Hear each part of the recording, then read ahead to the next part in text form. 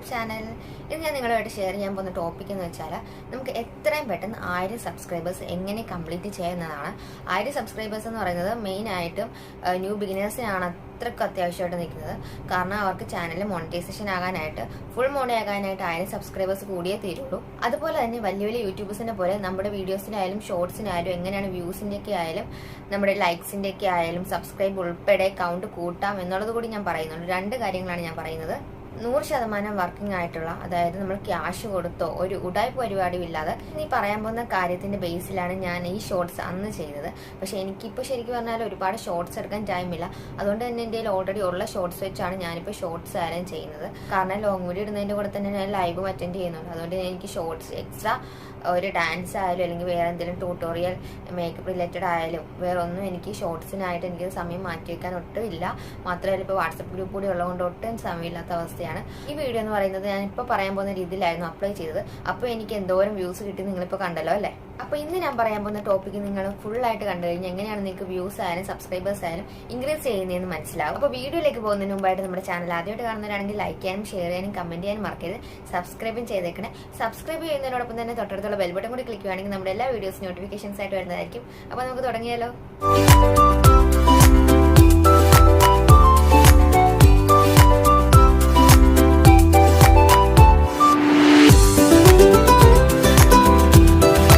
എല്ലാവർക്കും അറിയാവുന്ന പോലെ തന്നെ നമ്മളൊരു ബ്ലോഗർ ആണെങ്കിൽ നമുക്ക് ഷോർട്സിൽ നിന്ന് സബ്സ്ക്രൈബേഴ്സിനെ കിട്ടുന്നുണ്ട്, വ്യൂസും കിട്ടുന്നുണ്ട്.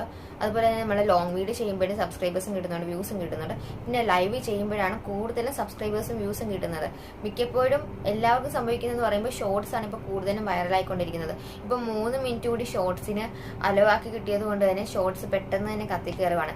ഓരോ ട്രെൻഡിങ് സോങ്സ് ആയാലും ട്രെൻഡിങ് ആയിട്ടുള്ള ന്യൂസ് ഒക്കെ ആയാലും ചെറിയ പോർഷൻ എടുത്ത് ഷോർട്സ് ആക്കി ഇട്ട് കഴിഞ്ഞാൽ അത് പെട്ടെന്ന് വൈറലാകുന്നത്. കൂടുതലും സബ്സ്ക്രൈബേഴ്സ് ആയാലും വ്യൂസ് ആയാലും കിട്ടുന്നത് ഷോർട്സിൽ നിന്നൊക്കെ തന്നെയാണ്. പക്ഷെ നമ്മുടെ വാച്ച് അവർ കൂടാനായിട്ട് നമ്മളെ ഹെൽപ്പ് ചെയ്യുന്നതെന്ന് പറയുമ്പോൾ ലോങ് വീഡിയോ തന്നെയാണ്. അതിന്റെ ഈക്വൽ തന്നെയാണ് നമ്മുടെ ലൈവിന്റെയും പ്രാധാന്യം എന്ന് പറയുന്നത്. ഞാൻ ഇപ്പോൾ കൂടുതലും ഫോക്കസ് ചെയ്യുന്നതെന്ന് പറയുമ്പോൾ ലോങ് വീഡിയോ തന്നെയാണ്. കാരണം എനിക്ക് വാച്ച് അവർ എങ്ങനെയെങ്കിലും കൂട്ടിയെടുക്കേണ്ടതുണ്ട്.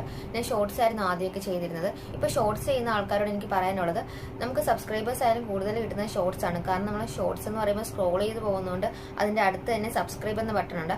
പക്ഷേ ലോങ് വീഡിയോയിൽ നമ്മൾ ലോങ് വീഡിയോ കാണുമ്പോൾ അത് ഓപ്പൺ ചെയ്ത് കഴിഞ്ഞാൽ അതിൽ സബ്സ്ക്രൈബ് എന്ന ഓപ്ഷൻ ആയാലും നമ്മൾ കാണുള്ളൂ. ഇപ്പോൾ ലോങ് വീഡിയോ ചെയ്ത് നിങ്ങൾക്ക് എങ്ങനെയെങ്കിലും മോണിറ്റൈസേഷൻ ആകണം എന്നുള്ളവരാണെങ്കിൽ നിങ്ങൾ മസ്റ്റായിട്ട് ലോങ് വീഡിയോ കണ്ടിന്യൂസ് ആയിട്ട് ചെയ്യുക, വാച്ച് അവർ കൂട്ടുക.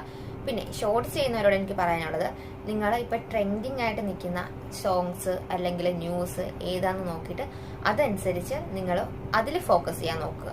പിന്നെ ഷോർട്ട് വീഡിയോയുടെ ഒരു പ്രത്യേകത എന്ന് പറയുന്നത്, നമ്മൾ നല്ല അട്രാക്റ്റീവ് ആയിട്ടുള്ള ട്രെൻഡിങ് ആയിട്ട് നിൽക്കുന്ന ഒരു സോങ്സ് എടുത്തെന്ന് വിചാരിച്ചു.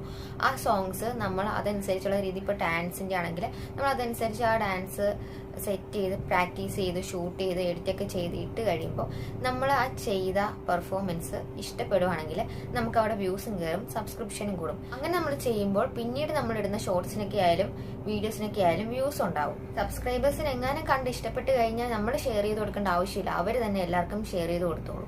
അപ്പോൾ ഗൈസ്, ഞാൻ 2 ടോപ്പിക്കാണ് പറയുന്നത്. ആദ്യത്തെ കാര്യം പറയാം. നമ്മൾ ഇപ്പോൾ ട്രെൻഡിങ് ആയിട്ട് നിൽക്കുന്ന trending songs, trending comedy, trending news, ഇത് സെർച്ച് ചെയ്യുക യൂട്യൂബിൽ. ഞാൻ സ്ക്രീൻ റെക്കോർഡ് സഹിതം കാണിച്ചു തരാം. കാരണം ട്രെൻഡിങ് ആയിട്ടുള്ള സോങ്സ് ആയാലും ഷോർട്സ് ആയാലും എടുക്കുന്നത് ഒട്ടുമിക്ക ആൾക്കാർക്ക് ഇപ്പോഴും അറിയത്തില്ല. അതുകൊണ്ട് നിങ്ങൾ സ്ക്രീൻ റെക്കോർഡ് കണ്ടോളൂ. അപ്പോൾ ഗൈസ്, നമ്മൾ യൂട്യൂബ് ഓപ്പൺ ചെയ്യുമ്പോൾ കാണുന്ന സെർച്ച് ബാറിൽ ക്ലിക്ക് ചെയ്യുക. അവിടെ സെർച്ച് ചെയ്ത് കഴിഞ്ഞിട്ട് ട്രെൻഡിങ് കേരള ഷോർട്സ് എന്ന് സെർച്ച് ചെയ്യുക. അപ്പോൾ ഇതാണ് കാണുന്നത്. നമുക്കിതെടുത്ത് നോക്കാം ഓരോന്നും.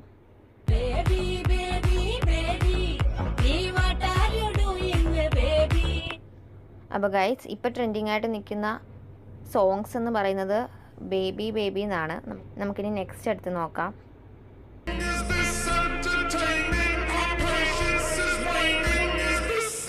കോളേജ് സ്റ്റുഡൻസിൻ്റെ മിക്ക ഷോർട്സും ഇപ്പോൾ വൈറലായിക്കൊണ്ടിരിക്കുകയാണ്. കൂടുതലും ട്രെൻഡിങ് ആയിട്ട് നിൽക്കുന്ന ഷോർട്സ് എന്ന് പറയുന്നത് ബേബി ബേബി സോങ്സ് തന്നെയാണ് കേട്ടോ. അപ്പോൾ നിങ്ങൾ ഷോർട്സ് ചെയ്യുന്ന ആൾക്കാരാണെങ്കിൽ ഈ സോങ്സ് ഒന്ന് റിലേറ്റ് ചെയ്തിട്ട് ഒന്നെങ്കിൽ ഡാൻസ് ചെയ്യുക, അല്ലെങ്കിൽ എന്തെങ്കിലും കുക്കിംഗ് റെസിപ്പി ആണെങ്കിൽ അങ്ങനെ ചെയ്യുക, വേറെ എന്തെങ്കിലും കണ്ടൻറ് ക്രിയേഷൻ ആണെങ്കിൽ അങ്ങനെ ചെയ്യുക. ഇതിപ്പോൾ ഞാൻ ഡാൻസ് 2-3 ദിവസമായിട്ട് ഡാൻസ് ചെയ്യുന്നില്ല. ഞാൻ ഡാൻസ് കൂടി ചെയ്യുന്നതുകൊണ്ടാണ് എനിക്ക് സെർച്ച് ബാറിൽ ഇങ്ങനെയുള്ള വീഡിയോസൊക്കെ വരുന്നത്. നിങ്ങൾ സെർച്ച് ചെയ്യുമ്പോൾ നിങ്ങളുടെ ട്രെൻഡിങ്ങിൽ കിടക്കുന്ന എന്താണെന്ന് നോക്കിയിട്ട് അതിനനുസരിച്ചുള്ള ഷോർട്സ് നിങ്ങൾ ചെയ്യാൻ നോക്കുക. അപ്പോൾ ഗൈസ്, ട്രെൻഡിങ് ആയിട്ടുള്ള ഷോർട്സ് ഒക്കെ ആയാലും ഇപ്പോൾ കേരളത്തിൽ ട്രെൻഡിങ് ആയിട്ട് നിൽക്കുന്ന കാര്യങ്ങൾ എങ്ങനെയൊക്കെയാണ് സെർച്ച് ചെയ്തെടുക്കുന്നത് നിങ്ങൾക്ക് മനസ്സിലായല്ലോ അല്ലേ? ഇങ്ങനെ നിങ്ങൾ ചെയ്ത് കഴിഞ്ഞാൽ 100% ഇത് എനിക്ക് വർക്കിംഗ് ആയിട്ടുള്ള കാര്യമാണ്. 100% നിങ്ങൾക്ക് സബ്സ്ക്രൈബേഴ്സ് കത്തിക്കയറും. ഇനി രണ്ടാമത്തെ കാര്യം നമുക്ക് നോക്കാം. ഗൈസ്, നിങ്ങൾ ചെയ്യുന്ന ഷോർട്സ്, നിങ്ങളിപ്പോൾ ഷൂട്ട് ചെയ്ത് എഡിറ്റ് ചെയ്യുന്ന ഷോർട്സ് നല്ല ക്ലാരിറ്റി ഉണ്ടാകണം. അതുപോലെ തന്നെ നിങ്ങൾക്ക് എത്രക്കും ചെറുതാക്കാവോ, എത്ര ചുരുക്കി കാണിക്കാവോ, പക്ഷെ കണ്ടന്റ് കട്ടാകാനും പാടില്ല എന്നുള്ള രീതിയിൽ നിങ്ങൾ കറക്റ്റായിട്ട് അപ്ലോഡ് ചെയ്യുക.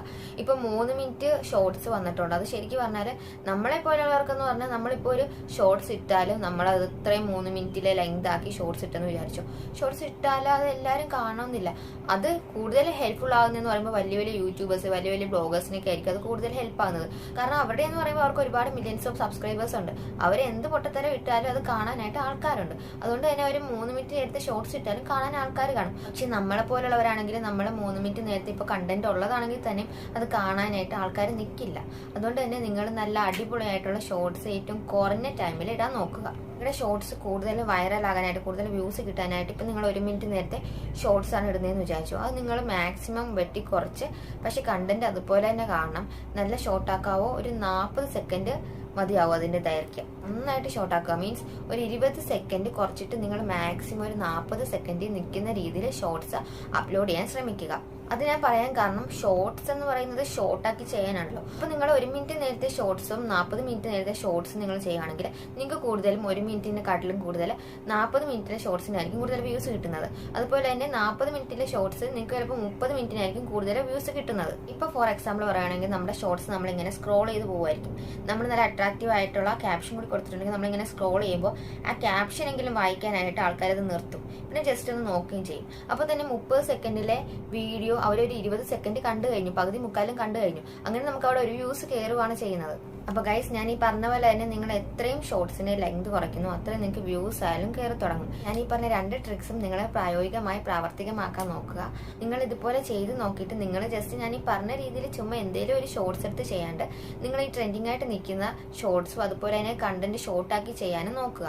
അപ്പോൾ ഇന്നത്തെ എൻ്റെ വീഡിയോ ഇത്രയേ ഉള്ളൂ. ഞാൻ പറഞ്ഞ കാര്യങ്ങൾ നിങ്ങൾക്ക് പ്രയോജനകരമായെന്ന് വിചാരിക്കുന്നു. നമ്മുടെ വീഡിയോ ഇഷ്ടമായിട്ടുണ്ടെങ്കിൽ ലൈക്ക് ചെയ്യാനും ഷെയർ ചെയ്യാനും കമൻറ്റ് ചെയ്യാനും മറക്കരുത്.